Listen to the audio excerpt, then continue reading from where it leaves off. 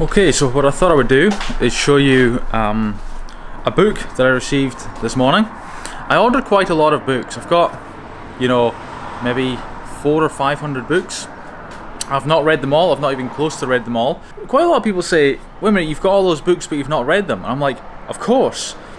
What I do is whenever I get a good book recommendation, I don't mean fiction, like pretty much everything is non-fiction. So, business, psychology, marketing, science stuff, just like a whole range of personal development type stuff. Like, I don't know how many books are published every year, maybe like tens of thousands, I'm not sure. I don't even know what to do with this, I'll talk about it in a minute. Tens of thousands of books maybe, and the ones that are worthwhile, like really worthwhile, are like just nothing. Like I started a book the other day that was recommended, and it was only recommended kind of, and I thought I'll get it anyway. I got a third of the way through and I'm just like, I was going to throw it out, but my friend started reading it. I'm like, okay, you can just have that book. I'm not stuck to it. Just because I start it, I don't finish it. I don't feel obliged to finish it. I'm kind of like that way with films as well. I'm quite happy to stop watching a film even 3/4 of the way through. I don't need to watch the end if it's rubbish. Where was I? I'm talking kind of fast because I've just had a whole load of coffee, I think. It's actually really hard to find books that are really worthwhile, like on the topics I've mentioned. So whenever I get a good recommendation, bang, I go online, buy it. I typically almost certainly don't read it right away or even close to when I bought it, but I've got it there for when I need it. And so basically it's the way you look at it is not having a whole load of books that I haven't read. That's the wrong way to look at it. The way to look at it is I have a library full of very good books that are recommended by various people I follow online and elsewhere, and I can access that library whenever I want. And that's the way I look at it. And one good example was, so recently, I think I mentioned it a day or two ago, that I really need to start looking for my first, at least part-time, probably full-time employee. It's getting to that stage in my business. I'm making this various titanium shenanigans, pens, pencils, tweezers, things like that. Now, I just went to my library of books. Unfortunately, because I'm going to be moving house soonish, they're all in boxes. There's like 12 boxes now, so I had to dig through them. But what I was able to do was, I had maybe one book on sort of management of, and employees and things like that. But I had a whole load of other books that I could tell there was information in there. Maybe from personal experience and obviously of the person writing the book and things like that. Maybe autobiographies, that kind of stuff. I was able to sort of pick out maybe 6 books with lots of good information on hiring, employee, what to look for, what to weed out, and just a whole lot of stuff. Like, I didn't even know what I was searching for. So it's a great example. I had instant access to all that, rather than like over the last few years, I've you get all these book recommendations. So if I didn't get all those books now, and I'm trying to be like where do I get information? Then I've suddenly got to start searching from scratch. But because I'm always keeping my ears ears and eyes looking out for good book recommendations and websites and other courses, things like that, then I had instant access to it. So yes, it's a bunch of money invested in those books, but they really pay for themselves when the time comes.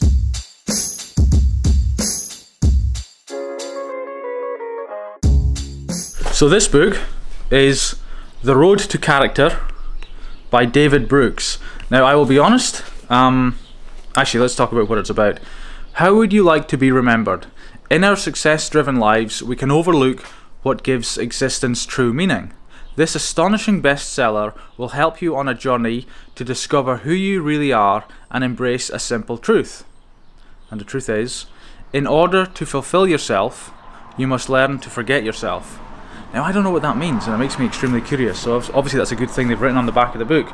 Now, I don't know who David Brooks is. I religiously listen to a podcast by Sam Harris. I think it's called the Waking Up Podcast. It's like the main podcast I listen to, just obsessed with it. And one of his guests was that guy. That was his book.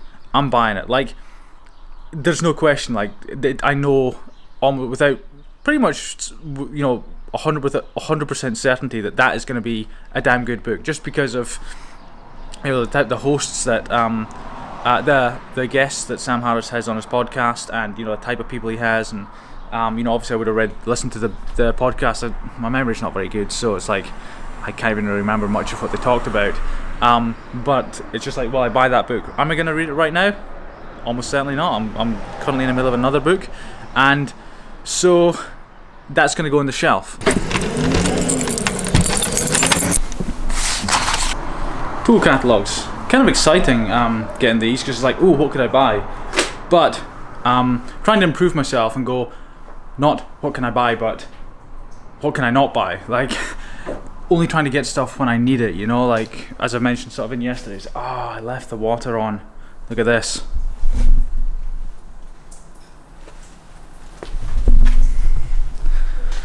Water everywhere. Oh, I even left the tap on for some reason. It's like a slight drip, or maybe it's just an issue. So, yeah, water everywhere. So what happens is, you know, I leave the water on at the mains that comes in, but we've got little leaks here and there, and it's kind of like not really worth fixing. And obviously I accidentally left everything on. I should have left this off. That's off. I left that on. I don't know how I left that on. I don't know. Maybe last time I was down here was like 3 or 4 days ago. So obviously, yeah, it happens. So what I've done is I've come along to take some pill pots back to the house. I've just sort of retumbled some of my titanium pill pots. These things. Hi, Julian. Hello. These things here.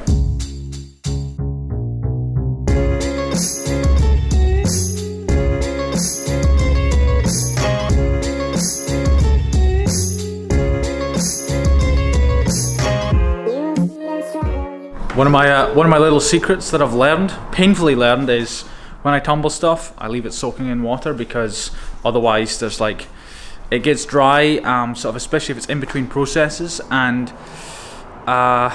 you get little, basically, because when you tumble, you're tumbling in, you know, something like this plastic media here, or this plastic media here, or even more problematic, this ceramic media here.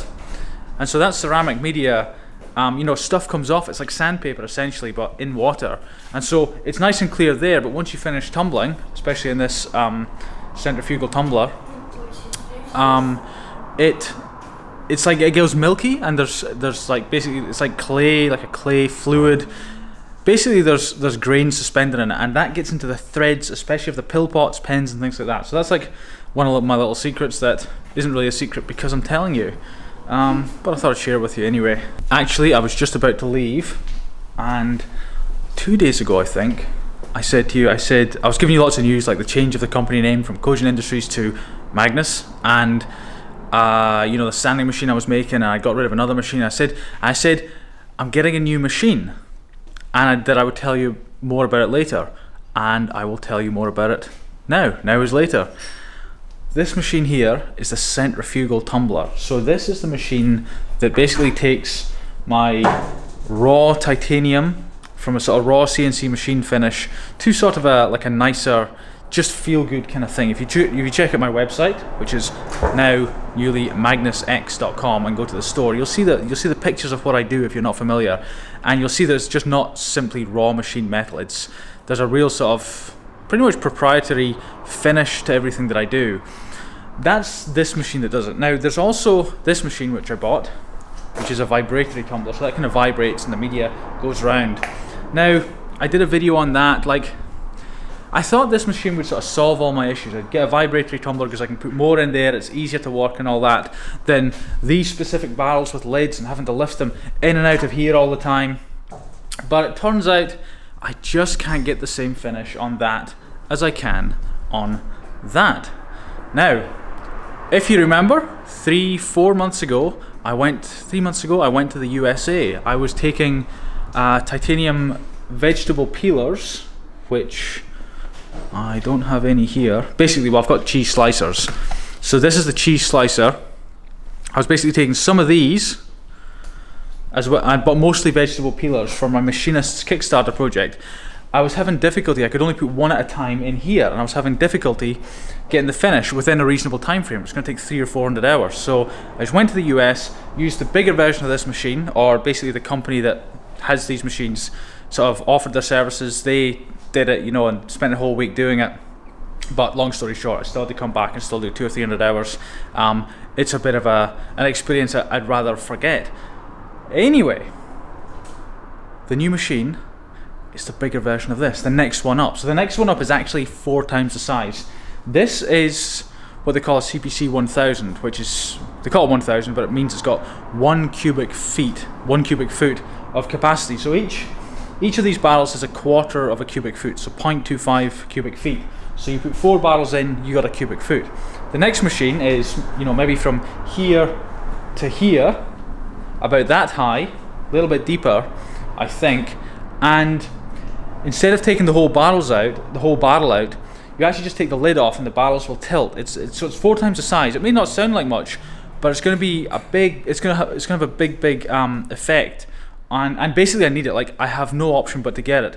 So each barrel in there, there'll be 4 barrels. Each barrel will be the equivalent of 4 of these. Not only that, the cheese slicers and vegetable peelers, the reason they were so problematic was because they can go in there, but they can only sort of twist kind of like that. They can't do the full 3-axis turn, and that has a big effect, big effect on the tumbling and how it tumbles. So I don't really have much more to say about it right now, other, you know, because I will be talking about it a lot. I'll be showing it a lot. Tumbling is my thing. I love it. It's amazing how you take a raw bit of titanium or whatnot and take it to this fantastically kind of smooth, just great feel, great look. It's just awesome. You know, it's just my thing. So it would be really exciting to take, because really reaching limits for this thing, and so it'll be good to just get this machine and yeah, just yeah, it'll just be good to get this machine, I think. Right, time to head home. It's funny. Oh, can you open the boot again, please, Julian? I've got to put these in. So it's funny. I was talking about books earlier, and I want to read. Like, I want to read an hour a day. That's what I've been like aiming to do. I've been aiming to do that for 2 years. Nothing.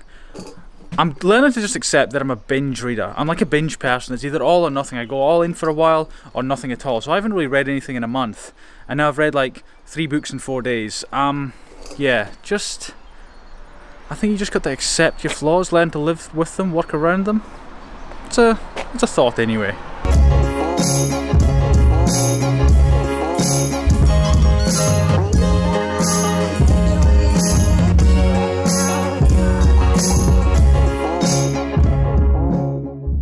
Right, so I'm going to show you something. I wasn't going to show it to you until, well, I don't know when, but give me a second. Taking the camera off this thing, that's how I hold it up to you, and we will put it on this thing here. So we'll take off the one that's currently on. That should be better. Now, it's inside. Give me 2 seconds. Right, so these are axles from the second hand, got them from eBay like 3 years ago. You have a radio, there's a type of radio controlled car called a crawler. So you know you have on-road radio controlled cars, semi-off-road, then you have ones that kind of do jumps and things, real off-road monster truck type things. These are called crawlers. They're kind of new, so they really articulate. Like, they go very slowly, they crawl over rocks, and when you connect them to a sort of a chassis, they can go like that, like articulate like sometimes more than 90 degrees. They're just unbelievable. And I thought, one day I thought, wouldn't it be cool? I don't know where the thought came from. I was dropping my son off the coast, I saw some cool rocks, and I thought, wouldn't it be cool to make like a big one, but not just 2 axles, but 3, 4, 5, you know, multiple axles. And so I started sort of thinking about this and looking at more, and then what happened was, basically I found a monster truck that was big, quite big. What I'll do is I'll grab my phone, put these down, and I'll see if I can show you on my phone basically the scale of it. It's a 1/4 scale, which is like a 4th scale, which you don't really get much bigger than that. So it's called the Killer Crawler 2. So I don't know if you can see that. Give me a second. I will do a proper focus. So hopefully that gives you an idea of the size. I'm not sure if that helps, but what I will do is I will show you, because I actually have. I've made progress. Take a look at this. It's so big, it's ridiculous. That's it there. So this is one of the axles. So a gearbox differential there. Motor goes here. This is all aluminium. I'd considered making it completely from scratch, but just take too long, too much time. I don't have that. So these tires, I mean, these are literally, they say 10 inches wide, but I think they're more like 9, but we'll call it 10 inches. So they're 10 inches diameter, which is, I don't know, 200 mil or something, some crazy, 250 mil or something. This is really heavy, like I'm struggling, like it's so heavy. So this is going to be a beast of a project. Here's what I did. This is half of the, so the kit is a whole car kit. I only need the axles. I had to buy the wheels and tires separately.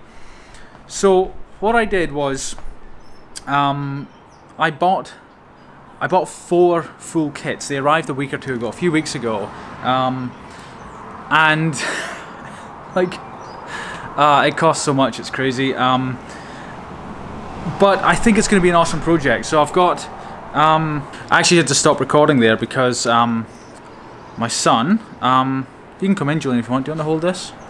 Yeah. My son Julian came out and reminded me. He goes, Dad, remember, see if you can hold it. How long can you hold that for? It's heavy, isn't it? Forever. Forever? He must be Superman, Superboy. So I've got 4 cars. That's 8 axles. Basically thrown away most of the car. Like, I've got no use for it. I'll show you more as we go along. You know, another day, in other videos.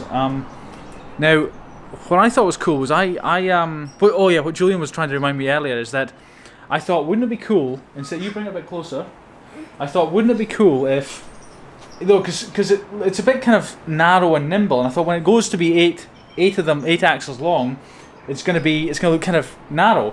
So what I thought is I'll put another wheel on here, and another wheel on here, so there's like a double wheeler. So as it stands, I bought 16 wheels with it. And I thought, let's just make it a double wheeler. So every axle, instead of having 2 wheels, will have 4 wheels. So I have in fact got 32 of these wheels and tires. That's what Julian was reminding me of. I've not had time to do anything with it. It's a shame, but I will get it done. People ask about the jet powered skateboard. That will get done at some point as well. I'm just really busy in business right now, so nothing's really getting done.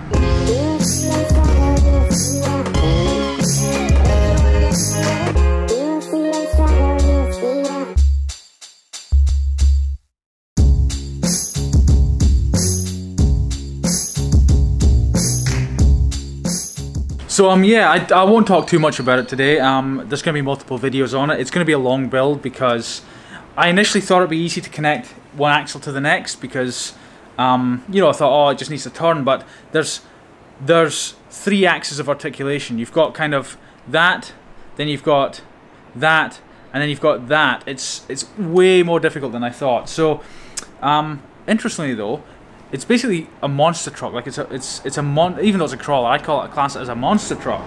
And I said to my son Julian, I said, it's a monster truck, but it's with the length of it, it's going to be kind of like a millipede.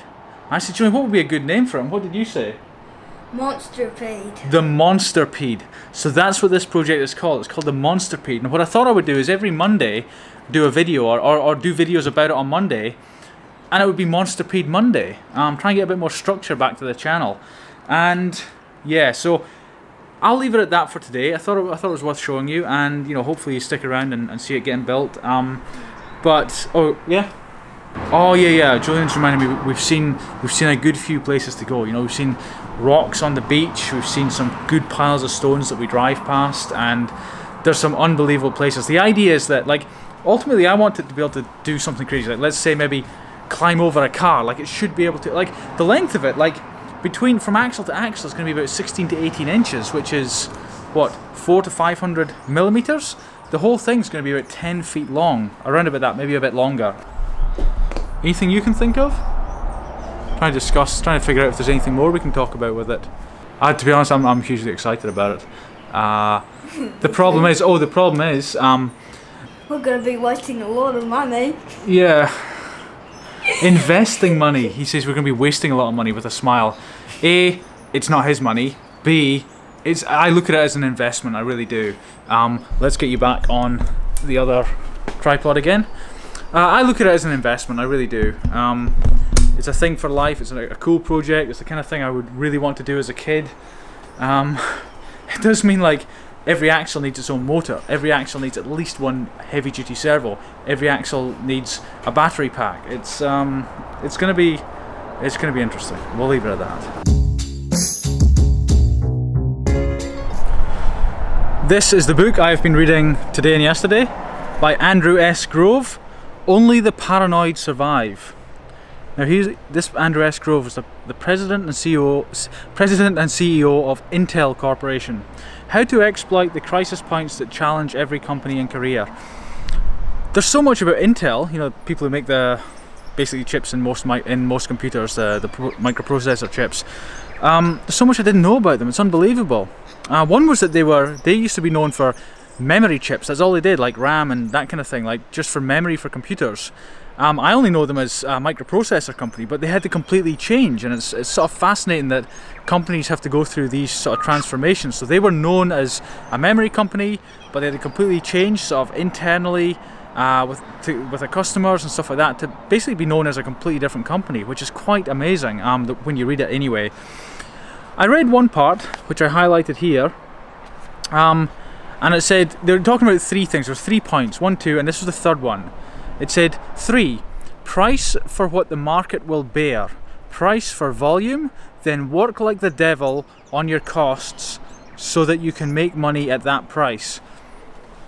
I'd never thought about that before. What I do is, I design a product, titanium pen, mechanical pencil, tweezer, whatever. I go, right, I want to make the best, I don't compromise in any way, this is what it's going to be, this is what it costs, and I have to price it at this to keep myself in business. But this is looking at it the other way. This is, you know, and I do low volume, and I'm thinking, you know, it's always good to sort of have an open mind and think, well, what if I was to try high volume? I know I can't see that ever working with the type of products I do, but it's at least something to think about, and I like to sort of think about these things. So like I said, I do low volume, you know, high end. You don't get much higher end than what I do, and you know, what have I thought about business in terms of making a particular product, a high-end pen for instance, and let's say I try to keep it under $100, and then I work like hell, work like the devil, as Andrew S. Grove said, to try and make it for, you know, a number that's under $100 to make money, and I appeal to a lot more people, because just now the pen right now is like $189 US. What if I made it $98 US? I mean, okay, I'm still not going to capture the mass market, but what would happen? It's like a good thought exercise. I try to think about things like this every so often, you know, because, you know, you go down a particular path, and you know, I think it's just good to keep an open mind. I think that's what I'm saying. And so when I read things like that, you know, I can highlight it and go, wow, maybe, you know, should I be doing mass market? I don't know, probably not. I like doing high end, the best, functional, and that's where I am. But then you've got to think, like he was talking about, you know, they used to be in memory chips, but the Japanese were doing it just better, cheaper, like twice as cheap, half the price that they were selling it for. Like they couldn't even make the chips for half of the price. No, they couldn't even make the chips for double the price that the Japanese were selling them from. These were memory chips. So they were forced to become a microprocessor company. They had been doing some research in it, but they basically were forced to go fully microprocessors. You know, they had a bit of strength there. They really went for it, and you know, worked like nothing on earth, you know, as he describes in the book, to do that. So they had to completely reinvent the business, and so I'm being open-minded to reinventing my business. You know, like always, you know, it might happen, you know, after 10 years, it might happen this year. So yeah, it's something to keep in mind. Like very rarely, I know for a fact that very rarely do businesses stay where they are. You know, you have like, you know, like how many companies now make film type cameras? It's all digital cameras. But I remember when it was film cameras and digital cameras were just coming out. I mean, 20 years ago, I was 14 years old, and I remember we got like a digital camera, and it was like, in today's standards, you wouldn't even sell it. It was just horrendous, but it was fancy at the time. You know, my parents bought it, and it was kind of amazing. And you know, but so everyone had to go to digital really, and those who didn't, well, they, you know, they get left behind. And so it's, you know, I try to just like I said, keep an open mind, see, you know, be aware of things that you might be forced to change in business, and things that you know, you just change because there's more opportunity there. I'm sort of theorizing here, and you know, I kind of, maybe I come across like I know what I'm talking about, but I really don't. But that's kind of why I read a lot, or try to read a lot, and learn about other businesses, that kind of thing. So today's video has definitely been longer. That's what I aimed to do in yesterday's video, but it just didn't work out somehow. Yeah, I just didn't. You know, I'm always, just out of interest, noisy birds, just out of interest, I'm always hesitant to say it didn't work out because of this, because of that. Like, I always want to be taking full responsibility all the time. So what I really want to say there is, yesterday's video didn't work out because I didn't prioritize it, or I didn't put in enough effort, or that kind of thing. You know, it may sound like a silly thing, but you know, I always try to take responsibility for everything all the time, because if I don't take responsibility, then what does that tell me? It tells me that I'm not in control of the situation. But if I take responsibility, it goes like, well, there was a chance I could have done something differently, and I could have been in control that time, and therefore I could be in control next time when I have to make a similar decision.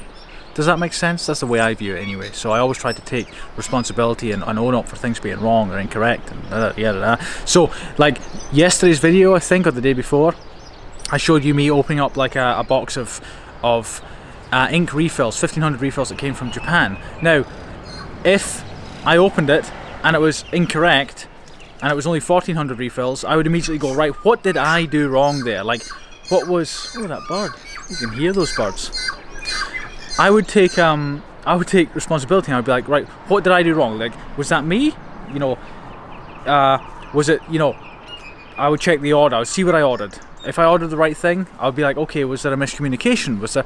So, you know, I always try to look for it, you know, so that it's just, because if I just instantly blame someone else, then, you know, like, I'm less in control. I think I'm just repeating myself, but I think you get the idea. I'm going to call it a day at that. I think today's video has gone very well. I've had the time, I've been relaxing, I've been reading. It's the weekend here. And so I will leave you with a quote. It's actually a quote by someone in the comments, can't remember his name, but he commented in yesterday's video. It's just like, oh, that's a great quote. So the quote is by General Schwarzkopf, and he said, "The truth of the matter is that you actually know the right thing to do. The hard part is doing it."